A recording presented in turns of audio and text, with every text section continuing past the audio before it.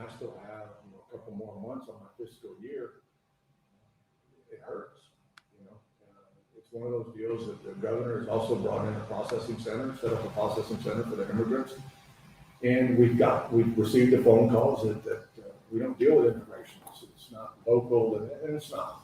That isn't what the governor set up. It's for trespass and criminal mischief. That's what they're catching right now and going to the processing center. But we were told in June that we would be able to get funding for our jail, individuals that have been jailed there for smuggling, and we'd be able to get reimbursed. As of today, that's not happening. Our last invoice that we turned into the state was about $190,000. We've not seen a penny of that. Or a dime, whatever you want to call it, but we haven't seen any funds from the state as it relates to that. I do appreciate, though, that they set up a processing center, but we're going to get on a conversation this afternoon at 3 o'clock to figure out if it's in the county's best interest to continue with this. You're the first one that's hearing that. Yeah. Right now, we came out of Commissioner's Court, and it's the amount of dollars that it's fixing to cost us are fixing to get staggering. So. This is remarkable, and you hear that. I watched a video of you earlier. I guess we call it testifying in front of state legislation on what was going on. It's 2019. Mm-hmm. And so this is a different federal administration. And you guys seem to feel like you had your hands wrapped around the problem to some extent. In 2019, and it's, as much as you'd like to say it's not political. Right. Shit's political. Okay. That was a question I had. That's it. Yeah. I'm a Democrat, run as a Democrat.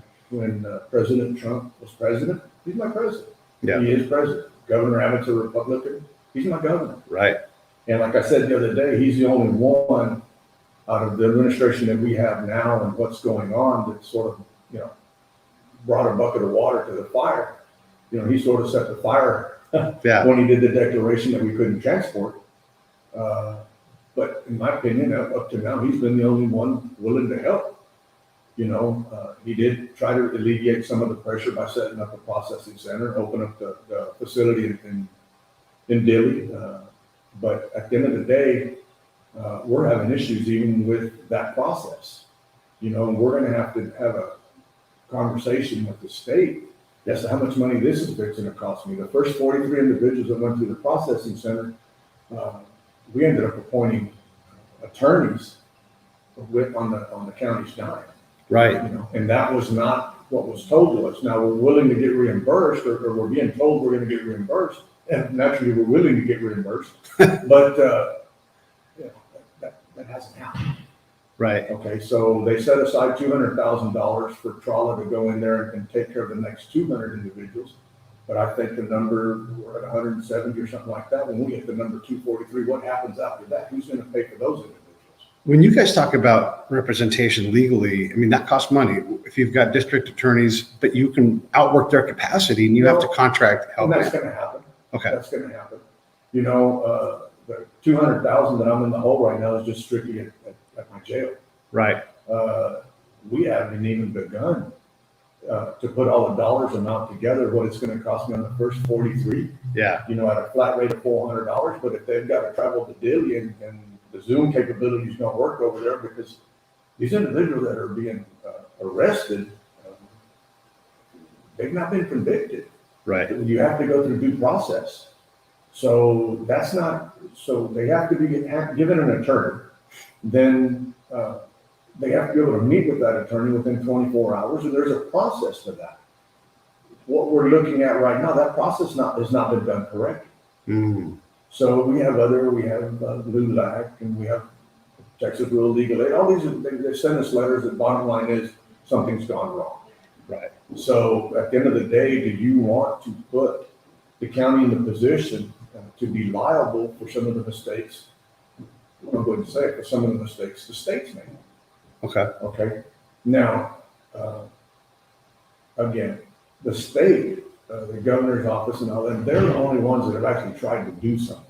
Since when though? When did that Like you Well, we said, started Operation Lone Star. We started asking for help probably in March, April. okay, And then they started sending more DPS officers down to come help us with the sheriff.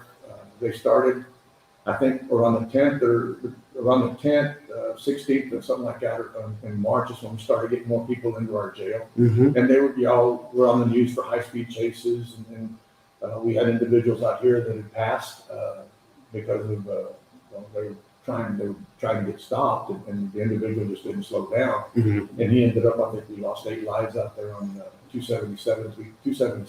Mm-hmm. You know, so we have a bigger presence.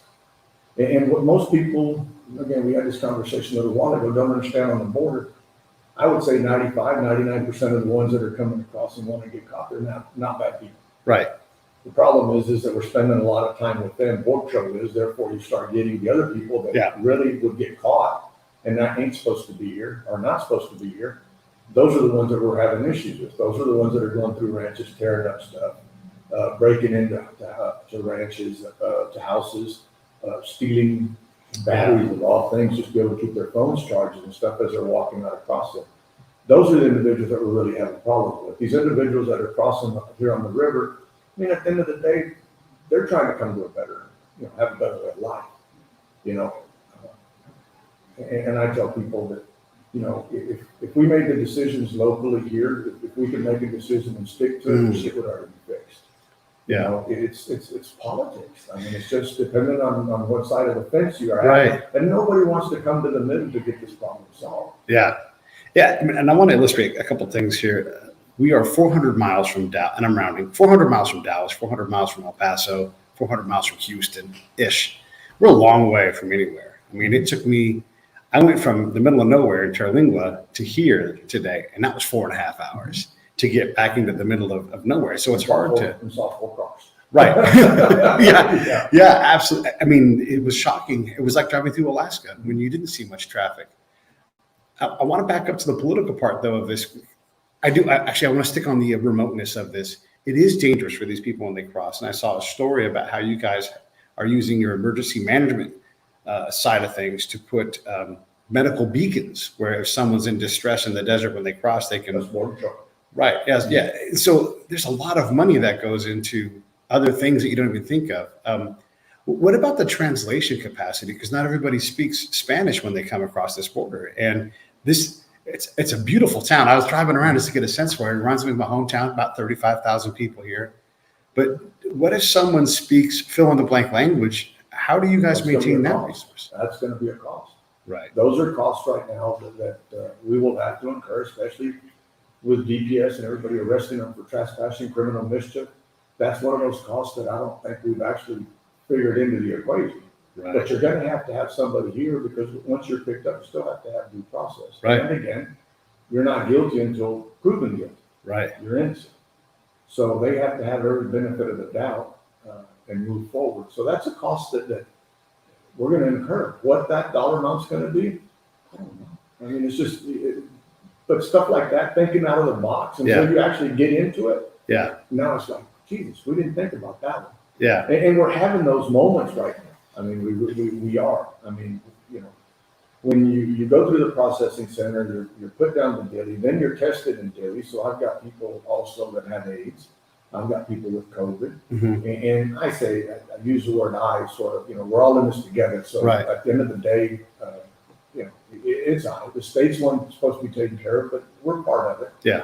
But you have COVID, you have AIDS, you have TB. Yeah. And these are all people that have been tested there. Now, when you get to the Border Patrol side or federal side, 2 weeks ago, we were told that they weren't testing anything.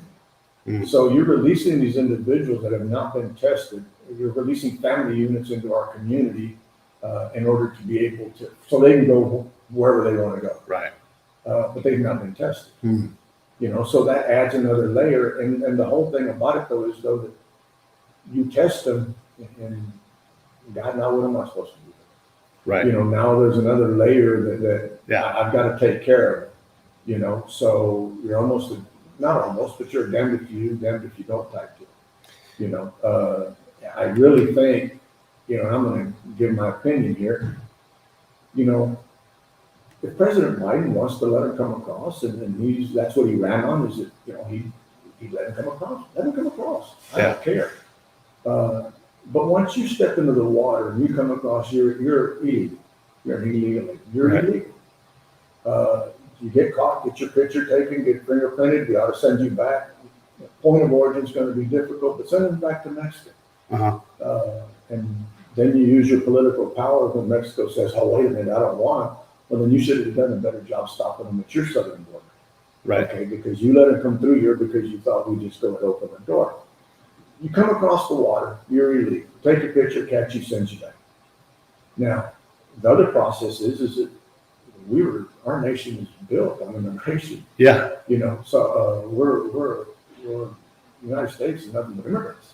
Right. Right. I don't care, white, Mexican, Chinese, whatever. Right. When all this stuff first got started, all these nationalities and everything and races were built on immigration. So come across the water, get caught, get fingerprinted, picture taken, get sent back. Now we have to open up some resources in some areas for them to come across legally, but in a controlled manner, something we can process. A week ago this past Wednesday, I think it's when Governor Abbott signed a declaration in order to stop busing, the transportation. That next week on Thursday, between Thursday and Monday, there was over 1,200 individuals released into our community. Luckily, there was enough stuff going on that almost all 1,200 were taken out. We did have Thursday night, over 150 people spend the night in Del Rio, in Valverde County. Friday, Saturday, Sunday, Monday, Tuesday. There wasn't that many people every night that spent the night, but there was still anywhere from 50 to 100 people that spent the night in Valverde County. You go look right now at stripes where they were being dropped off. You don't see that many people there at night anymore. One of the things that I think we can do better, and we've had this conversation, is with Border Patrol, and I'm not throwing them under the bus. Sure, this is a hard problem. Job. Yeah. But you got to sort of, let's be truthful. Yeah. If you're going to drop people off, don't drop them off at 6:30 at night because nothing's running. Yeah. So if you would please do a better job of when you're going to drop them off during the day. And that last bus that you drop off at 6:30 or 7 or 8 o'clock at night, then there's no place for those individuals to go except on the street. And getting dropped off here, what's next is a town that's 30 miles away, but there's not a lot in that next town. There's nothing really compared to here. There's a big bus station. Yeah, You know what I mean? yeah. You're the first set of national franchises here until Alpine, and that was a McDonald's. It wasn't even, Well, most of these individuals, they're catching the bus out either San Antonio, Houston, or Dallas. Okay. We get a text a little while ago, and again, you're going to be the first one to listen to this. Yeah. Is that San Antonio's trying to write something? Don't know if it's true, but I got a text a little while ago trying to see if we can keep our immigrants in Valverde County, not haul them to the airport. Okay, well, me screaming and hollering that I've got a problem here in Valverde County, I've got 2 or 3 people listening. Mm-hmm. But if I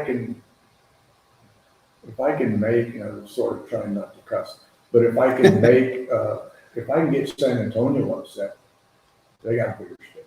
Yeah. Okay. I'm not trying to aggravate them, but they are having a problem right now because everybody's trying on the border to play catch up and get these people out of their county. So San Antonio got hit hard. We had to, it was on the news of people sleeping and staying the night at the airport, going to the restroom out in the parking lot, so they got inundated, and I feel bad. Yeah. But I'm a county judge of Valverde County. I'm not a county judge of San Antonio. Okay. Yeah. So I am going to do my best to get these individuals to a hub, a bigger place for them to be able to get out. Yeah. I feel bad that we sent so many of them to San Antonio, really do. But we are going to continue to do it. You can follow whatever order you want, and we will challenge it. It's that simple. You know, they don't even want to, these individuals that have come through, they don't even want to be in Texas. You know, I mean, they want, and you know what? Personally, I don't want them in Texas, but I damn sure don't want them in Valverde County. Yeah. You know, so. Well, isn't it fair to say that San Antonio, I mean, it's one of the biggest cities in the nation. And so they're more equipped than I mean, a Most town. definitely. Yeah. Most definitely. In 2019, the problem also right now is that in 2019, we had NGOs in San Antonio that were open. They were accepting all these individuals to try to get them a way out of San Antonio. Once we got them there, then they were able, we had more help. But because of COVID, and it's all related to COVID, it isn't that people don't want to help. It's just they're a little bit, they're scared. Mhm. You know, and then when you're not being tested, they don't know whether people have COVID or not. And everybody's numbers right now in the state of Texas, everybody's numbers are increasing with COVID. And then you add this other layer that you're moving 1,000 people a week somewhere else that have not been tested. It's pretty scary. And if I lived in San Antonio, if I was the county judge or mayor of San Antonio, I'd be worried too. And I'd be trying to do everything I can to keep people from coming in. Right. I would. But this, I live in Valverde County, so we're going to try to get into San Antonio. but this goes to the whole, like, the federal aspect of this. You know, the vice president is on the job. She's going to work on solving this. She made it to El Paso. And I don't know if she made it down to Del Rio, but how long should this, I mean, realistically, are we being unfair and looking at her job on the border and kind of like not being very happy with it? I mean, You know, you need to come down. First, you got to realize that there's a problem. Like my dad's always said, you can't fix the shit unless you know it's broke. right. Or you got to admit it's broke, and then you can figure out solutions. It's, to me, you got to admit there's a crisis, whether it's in Texas or California or whatever. But you got to admit there's a crisis. So you know, like I said, if she was to come down, you know, no rocket on, no nothing. Sure. Let's have a serious conversation. Leave your cameras and leave all that stuff in the plane. Come out here and land it lawfully, and we'll take a ride. Right. When you leave here, if you don't believe it's a problem, then I've not done a good job explaining it to you. Yeah. All right. But we have to move from extreme right and extreme left. We're not going to get anything done. I have a bunch of Republicans at the federal level that have come down. They're not going to do me any good. Right. You know, and I'm not throwing rocks at them either, but they feel like it sometimes because I told a couple of them, hell, I don't want you. You know, you do not do me any good. Right. Get my Republicans, get my Democrats down here, get the people from the Democratic side down here, and then we can work together to try to figure this out. And to me, you know, it's not that difficult. If you're going to allow them in, just pick a better process than what you're doing right now. That's the only thing I'm asking. I'm not asking you to close the gate and set the cane on fire. Right. You know what I mean? But there has to be a better process than what we're going through right now. If your policy is to let them in, then the ones that walk across the water, they are illegal. Send them back. Right. But do a better job on the other end, giving them options in order to come into our country legally. And those options are not there. You know, and I'll get hammered from both sides. I can't believe you want them in. And the other side, you know, first, we don't do enough for them because they're here. And the other side, you do too much for them. Sure. But we're going to have to listen to each other and come to a decision somewhere in the middle, because what we're going through right now does not work. You know, and it's that simple. You know, it's going to cost us money here at the county level. And it's like everything else. So you go out, I'm going to go ask my big brother, which is the state, and then they can go ask the federal government. But I was told the other day, you want to kick the can, basically, immigrants somewhere else and get them moved. That's my job as a county judge. Is not to have them here and to have 1,000 people a week roaming our communities with people scared. In 2019, we had a lot more people volunteering. The NGO had more money because they were getting more money given to them. We don't see that right now. Even some of the individuals that in 2019 wanted more done for the immigrants, now they just want them out of the county.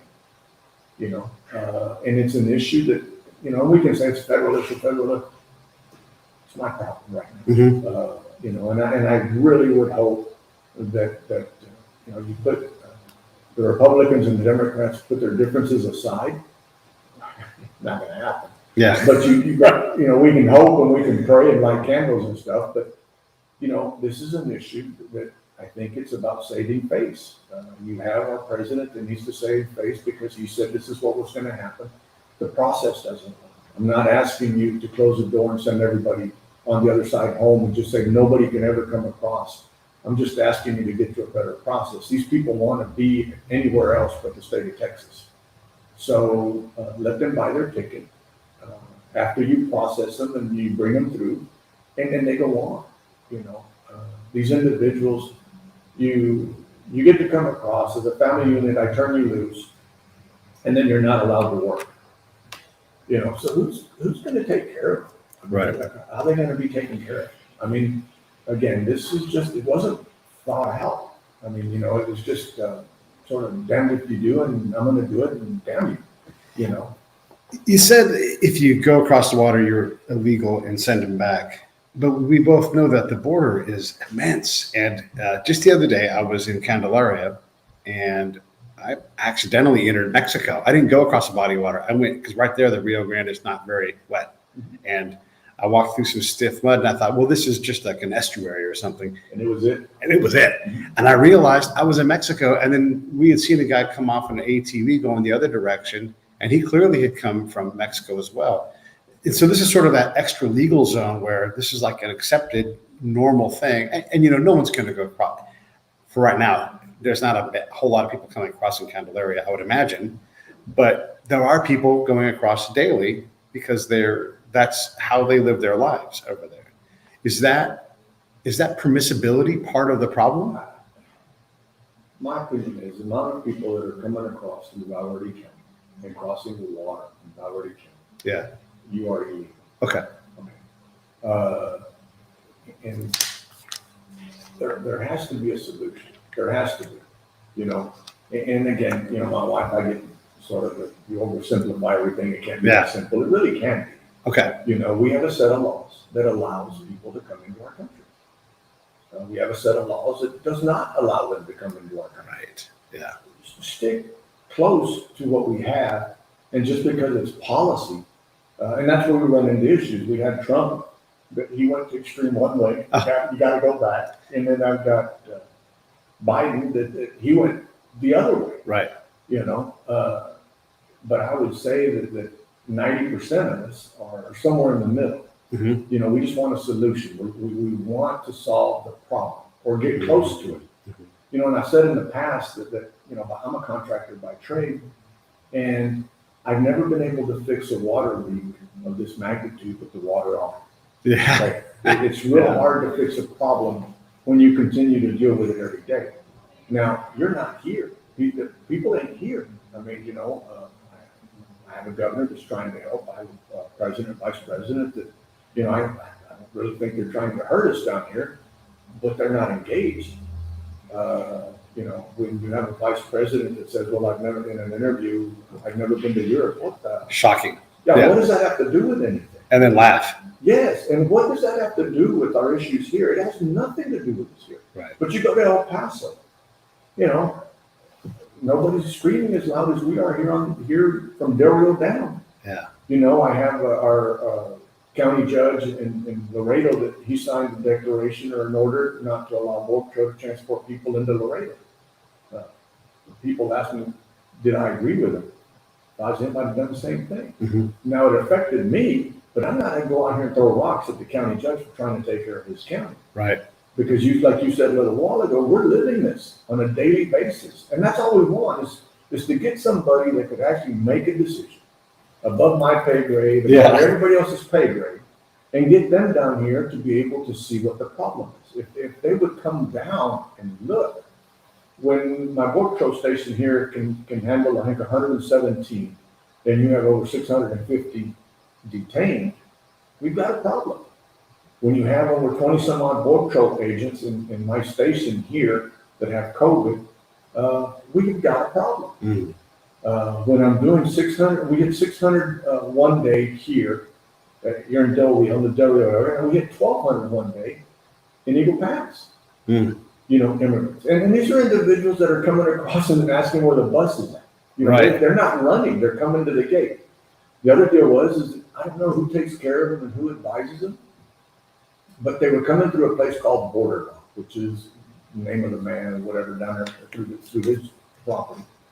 And we were getting those at the beginning, coming through, and then once the governor figured out that, heck, we can get them for trespassing. Then they figured out, well, you can't if I go down to the Bush fence or Trump fence, because I'm on federal land, you can't file on me for trespassing or criminal initiative because I'm on federal land. So our numbers everywhere else sort of ceased a little bit, really went down, but then we got, caravan of 400, a caravan of 300 and 200 and 150, and then we get a couple hundred underneath the bridge that we're trying to process, and then you get individuals that, well, you need to do more for them, it ain't humane. I'd rather for them to be under a bridge and under mesquite and on the other side of the fence Right. than be at my border station that in reality, we can't handle them. So pick the ones up that we can process, get them processed, and then once you start releasing, go pick a couple more. But to pick up the whole group of 200, 300 or 400 and say, now where am I going to put them? So is it less humane to leave them there, or to put them at a border patrol place where they're all packed like sardines, and at least there they can. We had stories that on Friday that they crossed underneath the bridge, and then the ones that weren't getting enough to eat, they went back to Mexico, went and ate, and then came back. You know what I mean? So is it better for them to be there until they can get processed, or is it better for them to be in a cage smaller than this building with 30 people or 40 people in it? Yeah. And again, you're not ever going to make everybody happy. My opinion is you leave them there until you can get them processed, make sure they've got water and what they need, and then pick them up as you can as there's room.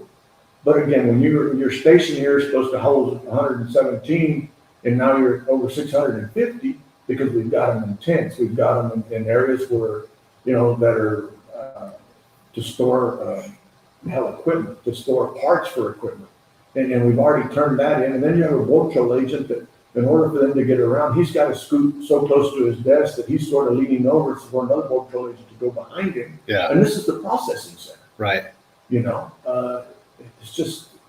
It's not right. I mean, and I think that if people would come down, and I'm saying people, I think that if people that could make a decision, Right. not one that they're going to go talk to somebody that's going to talk to somebody Right. that's going to talk to somebody else. Yeah. It's like a hell it don't end. Yeah. But we really do need. I would hope that our vice president and our president, I don't see him ever coming down, and I'm okay with that. But I would hope that our vice president would come down and take a little trip, and then sort of sit down and think about what they just saw, and try to come up. Again, you want them to have a place to come. I'm not going to say weld the gate shut, set the can on fire. Right. There has to be a better process than what we're living through right now. This nightmare we're living through. There are so many questions because this is such a complex problem. But yeah, if your policy is going to be permissive, then provision that permissiveness. You have other problems too. Like if you have 600 people approaching the port of entry, and there's any kind of a crisis, these people might be desperate. It's hot here. You can have. I don't know how many people work at the Border Patrol, but it's not 25. They can be overwhelmed in a second. There's been violence across the river, shots fired. And now you have this permissive environment problem where you're trying to keep people safe. And if anything goes wrong, if a match sparks. It would take, it's like everything else. You're in a room full of gunpowder, nobody Right. burns matches. Right. All it takes is that one. You have, down at the port, you have individuals that are dealing with them on a daily basis. Now that they're coming across, they found that they can stay under the bridge. And then there have been some instances where there's been a little bit of violence. They've been, they don't like being told what to go do. Right. And they feel like, I come across, you're supposed to take care of it. Right. It's bad enough, and again, we could get off on the subject, but it's bad enough that our own people now feel entitled with all this money that's been given out. And now it's amazing the communication that these individuals, people, immigrants that are coming across have amongst themselves. You know, when you're looking at their phones and they're telling you, look, I was told to come to Las Vacas to the Chihuahua Center, to the NGO, and here's the address. It's like, well, where'd you get that from? Well, no, it's on our Facebook. I mean, this is how we know where to come and where to cross. You know, I would say everybody that's crossing has a phone. You know, we had complaints of them, you know, as they were being released, going into businesses that were just trying to conduct their daily business, sitting around getting their phones charged. You know, and you know, is that an inconvenience? Yes. Is it a criminal offense? No. But it's difficult when you're trying to conduct business and nobody's willing to come into your business because you got a bunch of individuals that ain't buying anything, sitting around having their phones charged. Yeah. You know, and it's a different culture. You know, I will tell you that, you know, we've had phone calls from businesses when they're chartered out that, you know, can you please not have them stop here? Right. You know, how come? Well, they're peeing in my windshield wiper container, you know, or, you know, that's true life. You couldn't even begin to make this stuff up. You know what I mean? But they're not used to it. These individuals, they're not used to that. You know, down at the NGO, we had a bunch of complaints about people bathing. And I'm not, you know, outside, you know, with the water hose, you know, kids, little girls, boys, the mother naked baby. All right. You know, and I'm not going to say, well, I'm going to say it's not their fault. They don't know better. Right. You know what I mean? Because it's not part of their culture to have to worry about it. Yeah. But then I had the neighbors' phone calls that, you know, Jesus Christ, can you keep them from doing that? Can you keep them from, you know, from pooping in my yard or peeing in my yard? And you know, and they have a tendency, you know, to roam a little bit. You know, my bus ain't gonna be here for 3 hours, so I'm gonna go check out, see what everything looks like.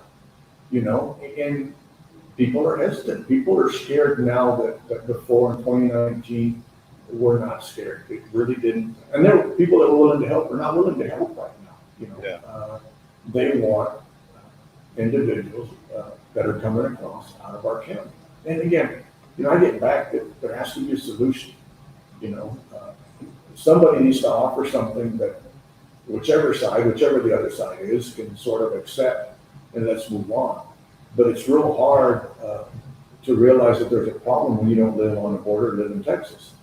You know, Florida realizes that there's an issue because there for a while, the ones that were coming, there were 70% of them that wanted to get to Florida. Right. So, you know, like people have said, coming to a town near you. Right. And it's true, you know, we have Haitians, we have Cubans, you know, I could walk over there and get a list of people that you know, from what countries, you know, we're 50 some odd countries, 80 some odd countries. You guys are equipped to handle that. Yeah. You know, they're from everywhere. You know, you said a little while ago about that translation. These are issues that really, we hadn't ever really thought about. Right. But we're having problems with it now. Well, and your hospital is built for a town of 35,000 people. You have a lot of different aspects of, and I want to talk about the Del Rio part of the problem here, less about the Valverde part, but there's you guys have a culture, the despoblado, if I'm saying it correctly, you know, like this is desolation. People come here to get away from government. You know, they want to be, you choose to come here or you're born here. You know, this is not a place, it's not metropolitan here, right? And people come here for that reason. There's a culture there. And then as a judge, you've also got a commitment, an elected official, you've got a commitment to keep your ranchers safe, your business owners safe, and process, not that all of these folks are, you know, criminal, but there are people that are going to come through and they are going to poop in your yard, which can't be legal. Or burn your barn down. Accidentally on purpose, whatever, right? Yeah. We drove way out in the desert, not south of Candelaria, but there was clearly a safe house right there by the highway. And, you know, these people are coming through and whatever human atrocities are happening, there's all kinds of problems and there's danger in people coming around. And we as landowners or whatever, we get to say, I'm terrified that something's going to happen to my daughter when I'm not at work, or fill in the blank. How do you deal with that part as someone who's trying to negotiate with the state, the federal government, all these different things, and the criminal side. You know, the whole thing behind this also is that you're dealing with a double-edged sword, and the handle's even got, it's even sharp like you. You're asking for help from the state. They did. They sent more troopers down here, and then on the other hand, now they're catching them. Right. So now I've got to deal with them at the jail. So that's costing me more money. Yeah. What does it cost when someone walks into the courtroom? Because you've got a bailiff, you've got all these things. It's got to be $10,000 the moment someone sits down in a chair. It's an attorney for $400. Right. Right from the word get-go. I Right. got a magistrate. One of the JPs, that's the magistrate. Yeah. Then that paper goes to my county clerk, and they have people at the county clerk's office that are dealing with that paperwork.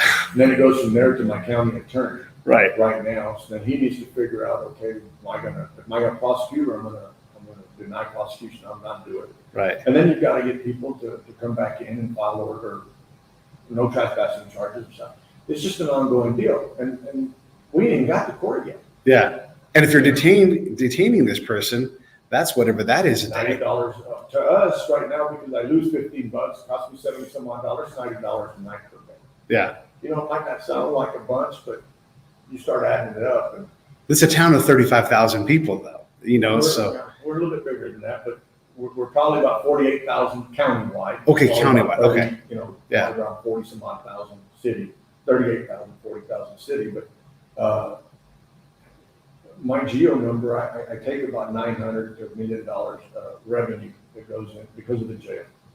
And I've already lost 20% Wow. of what I had projected as revenue. I've lost 20%. So that hurts. Yeah. And like you just said, you have ancillary costs. You have, we ain't even begun with the county clerk. We haven't been Right. into the county attorney. I've got a judge August 11th that he's already set a docket for August 11th on these first 43 that were arrested and that are sitting down in jail. So we've got 11, 12 of those cases set for August 11th to go through that process to arraign them. So are they going to want a jury trial? Are they going to? I mean, it's just you might like they do in the movies, just like throwing money out. Yeah. I mean, we ain't got it. Right. The state has promised to help us to get reimbursed again with invoices that we've turned in. But being the government's paying like net 360 terms, it's so far behind. Yeah. What about the legal aspect for the residents, though? I mean, the last judge, apparently she is a ranch owner as well. You have people down here that have businesses that rely on a stable place. And right now we're not able to provide that. Well, I mean, the meetings that we've gone to with the ranchers and individuals that are in a rural part of our county, well, basically don't live within the city limits. They're dealing with this. We have people that live down on the river that have never, ever, they lived here for 30, 40 years and have never seen this type of migration. Never seen them coming through their yard like this. Never seen them going through their vehicles looking for stuff, Never seen them where they leave the freezer that's outside in the shed open and we ruin the whole freezer of meat, and these people are living on a fixed income and they've been out hunting or something, and this is how they live, a little bit of deer, a little bit of this, and don't have it anymore because they left the damn freezer door open. It wasn't bad enough that they stole meat, but now they left the freezer door open and everything in the freezer. We've lost guns at some of these ranches, the ranch houses where they've gone in and taken the guns. So now the people that you're looking for, if they weren't armed before, they're armed now. Right. You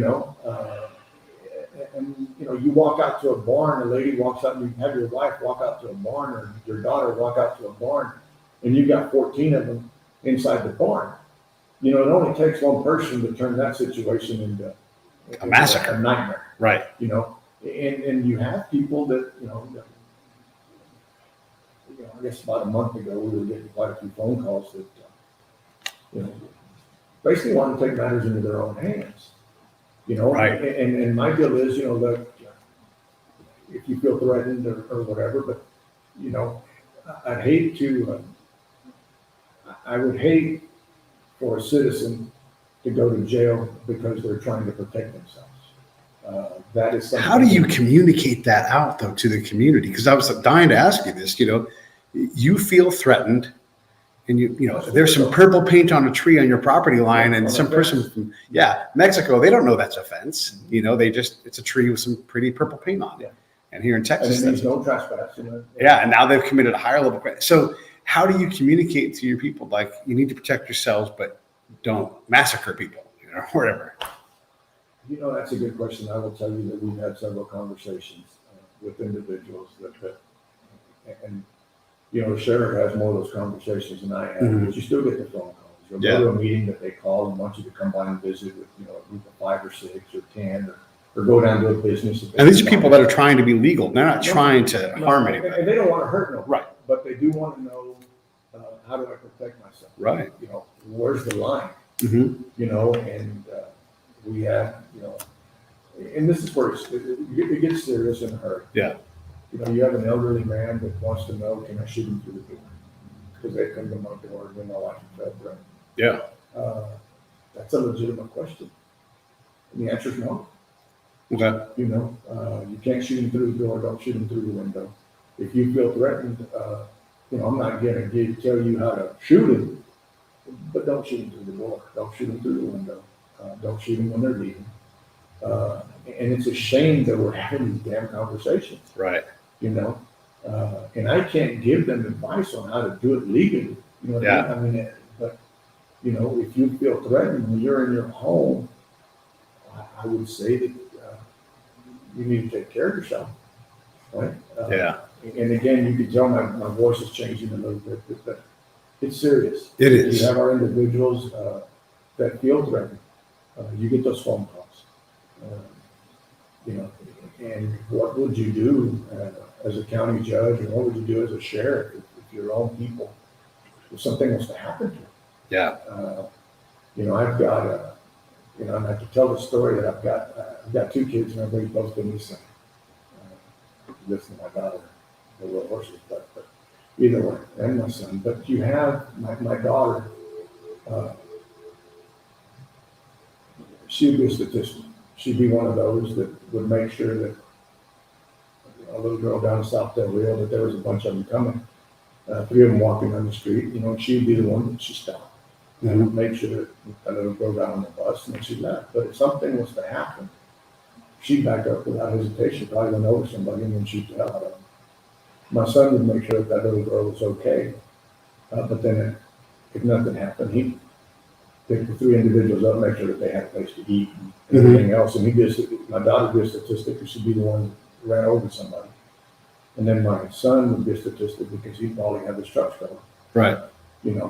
And I'm not saying everybody's bad, don't get me wrong. Of course. But we live with this shit every day. Right. I mean, it's one of those deals that, and I'd hate for my kids to be part of either of violence, them committing a violent, some type of violence against them, and the other one for violence to be against him. Right. You know what I mean? Yeah. So, both of my kids were raised the same, but it's difficult. Again, we live this on a daily basis. They ask, as a county judge, did I ever expect to do this? My dad, I go back to my dad says, he's like, hell, who the hell go back to thirds, twice as a commissioner, once as a judge? Yeah. But when we ran, we thought we could make a difference, and I think we've had. But the plans that we wanted. And how we wanted to move our community forward. I came in 2019 with a court that I believe is an awesome commissioner's court. Not that I wasn't part as a commissioner of other 2 courts. They weren't great courts, but you have a plan. All that's been put on pause. I can't move forward with a lot of the stuff that I'd like to do for my community because every time I turn around, Jesus Christ, I'm dealing with this shit. Yeah. We dealt with in 2019 with immigration, and then we did COVID, and then and then I've got everything else in the county. I've got anthrax on my deer in one part. I've got chronic waste that I'm dealing with on another part. Yeah. I'm still dealing with COVID, and the numbers are going high, and now I'm dealing with immigrants again all at once. Yeah. And I'm dealing with the federal government and the state. So as a county judge here in this county, how do I take care of my people when I'm not able to implement any type of plan? There are Right. very few plans to take care of my kids, take care of, you know, I'm losing, I've lost a couple $100,000 out of the jail, but yet I'm not going to take care of my veterans. I'm not going to go build some tiny homes and try to get them help. Right. But I'm going to go drop $250,000 for all this stuff's over by the end of September probably. But when we go budget, I don't have that money to do for the veterans. I don't have it, but I'm forced into blowing it over here. But I can't take care of my veterans. I can't take care of my kids. I don't have softball. I don't have baseball. I don't have basketball courts. People say that might be petty, but I was elected to take care of the individuals of Valverde County. Right. I didn't run for state office. I didn't run for federal office. You didn't run to be immigration general, No, I didn't. And you know what? I shouldn't have to deal with it. Right. It is my problem. And again, if we could make a decision and fix it, the decision would already be made, and there would be a conclusion. There would be something out there that then we could argue whether it's right or wrong, but at least we wouldn't have the flow of immigrants, the flow of immigration, these people that are coming across that we have now in an unsuitable manner. Yeah. I mean, it isn't that you don't want them or do want them. They have a right to be here, in my opinion. Get crap over that one.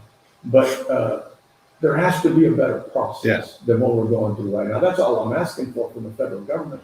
Figure out a better way than what we're dealing with right now. It isn't that we can't have them, but you have to figure out a better way that it does not burden the states or the counties because of the decisions that you're making at a federal level. Yeah. I mean, that's the problem. If you could take some talking straight to Joe Biden, if he could write an executive order, if he could bring back some of the favorable processes that President Trump put into place, and this is not an endorsement of anybody, everybody understands, but if you could talk directly to him, what are like the three things or the one thing that he could change instantly to take some of this load off your guys' back and allow you to do it? And then I want to also add in the element of every time the administration changes, your guys' plan is completely crushed. That's expensive, man hours and everything else to refigure out how do we work this You're thing running out. to catch up. Right. You never can catch up. It's like a constant race. Yeah. And it's one of those deals that it's not even a marathon because it's a sprint as soon as the administration changes. Yeah. And then they're wide open all the time. Right. You know what I mean? I mean, you just can't catch up. The three things. One, I would really like for them to reconsider letting everybody cross the water. If you come across, it's a catch and release. They came across, they're illegals, send them back. Right. Mexico says, well, we don't want them. Tough titties at the kitty. I mean, it's one of those deals that if you hadn't let them in on your southern border, I wouldn't be having this issue with it. Right. So send them back. If you want to bring them across, figure out the process. Figure out 5-6 places along the Texas border that they can come across the bridge or come across legally. Then you come to a number that you can process on a daily basis, whether it be 50 or 100 or whether it be 1,000. I don't care. Right. But come to that number. Once you come to that number, those individuals need to get out of my county. End of story. Okay. So you get with Greyhound or whoever. Let them buy their own tickets. They all have money and get them out of the county and get them to a hub that can sustain the amount of traffic that you're going to be putting on them. Right. And let them get to wherever they're going to go. That's one. And these dollars that we're losing here, I'm going to ask the state to do this. And I think if it had been any other state except a red state, we'd have already been funded. Mm. It is political. And Yeah. It's a shame because they're not looking for us. And just come on down. Yeah. I mean, and we're not going to throw rocks at you. Let's be professional about it. Let's get in the room. You give me about 20, 30 minutes, and I'm going to tell you what I think. Yeah. What I'd like to see happen. Right. And then if you can make it happen, you make it happen. But at least spend some time with me. And I know that, again, president ain't going to come down. But send me the vice president. Or give me 30 minutes. If you give me 30 minutes with me and the sheriff and, my county attorney. Right. 30 minutes, I'll ask. We'll fly up. We'll take some pictures. If you can't come down, we'll show you. We'll take pictures of what we're dealing with because they have to understand. I don't think they're stupid. Right. You know, I wish I could have thought of another word, but Yeah. you just got to realize that there's an issue. But you can be ignorant and not in a way, purposefully ignorant is a problem. And I think that's where we're at. That's why it's so I think we aggravating. have blinders on. Right. I think it's one of those deals because you have a Republican governor wanting to do stuff, and you're a Democratic president, and you know our government probably going to run for president. You've already heard that stuff, you know? And damn busy contest. Yeah, let it burn a little bit so I can, get some points for president. Yeah, right. You know, but it's the way the game's played. Right. But I guarantee you'd get more points. Everybody'd get more points if we could figure out something that we could all live with. You know, when we negotiate stuff, it's contracts with different businesses, stuff like that. Like I say, if all of us leave the table mad, we probably come up with a pretty good deal. You know, if any of us is really happy, then we probably haven't done our job. You know, and that's the way we have to look at it. If all of us leave the table mad, that we can live with it, but we didn't really get what we wanted completely, Right. probably a pretty good deal. You know, and I think we need to come to that. You know, I would hope that our elected officials above us, our state and our federal officials, you know, that they could just come to something. You know, one of the other things too, at our federal level and Jesus Christ, they got to have term limits. I'm going to throw that out there. You can't turn into powder. Right. You know, sit there and die and turn into powder because you've been there forever. You know, and I think that's one of the issues that we have is that, you know, president has term limit, but yet everybody else around him, they got no term limits. Yeah. So you can't be there forever. You need to go away. I also want to have a financial windfall limit. If you go from being a 100,000-aire to a 10 millionaire, you've won. You no longer can serve in Congress. You can go home. Yeah, you can go home. Go get somebody. You won. Goodbye. Go run a special election. Bring us somebody who's an actual human who doesn't. That will actually do something. Yeah, right. And isn't it already been in the ditch so long that in that rut Yeah. that he doesn't know anything else? It's just Republican. It's just Democrat. You know, and that's Please. you know, and I know I'm getting off. But Yeah. I think that's the issue that we have right now. Yeah. You know, you're just there until you die. I mean, and yeah, it's the voters that are going to get you in or whatever, but you know, no, everybody's scared to run against you because of the amount of money that you have behind you. It isn't that you're capable or they think you're doing a good job. It's just a waste of time because you're going to bury me in funds. You know, and I know I'm getting off the immigration issue, but all this is like one big problem. It's one big problem. Yeah. Yeah. And you believe because you're a Democrat or you believe that you're a Republican that whatever you say, you know, is the truth, and this is the only way to go. Well, that's the problem that we're having is that it's just not the truth, or it's not always right. You can't be right all the time. You know, it's just not possible. You know, when I came in when I was running for judge, I was told, how are you going to have the commissioners come together? Well, it's not my job. Mhm. They're all adults. I think we have an opinion. You vote how you want to vote based on what you think is right. And then we move on to item 13 or 12. You don't hold that crap against somebody else. Right. You know, but we have a tendency once you leave this level here that it doesn't work like that. You know, you beat me down on this one, I'm going to beat you down on the next one. Well, it's just an opinion. I mean, let's move on, folks. I'm going to ask one last question so you can get your meeting that you're going to get to, but what aspect of the immigration problem keeps you up at night? Like maybe it isn't happening now. I would think loss of life would be a big thing, but what worries you the most? We talked about it a little while ago. I see all sides of the story. I get from people that we need to do more for the immigrants. I see people that do less, basically weld the gates, shut the center, on fire. These individuals, when you have, and this is what gets to you, is when you have a lady told my sheriff that I'd rather die in the river than live in my country. Yeah. So that pulls against your heart. Yeah. We're all human. But I would hate for one of my citizens that I represent to shoot somebody and have to live with that because they felt threatened enough that they had to kill somebody. Yeah.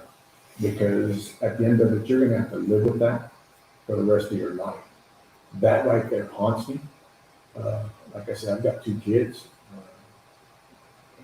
And I'd hate for them to walk up on my daughter or my son or somebody or anybody in the county to have to live with that because they felt threatened enough that they had to shoot somebody.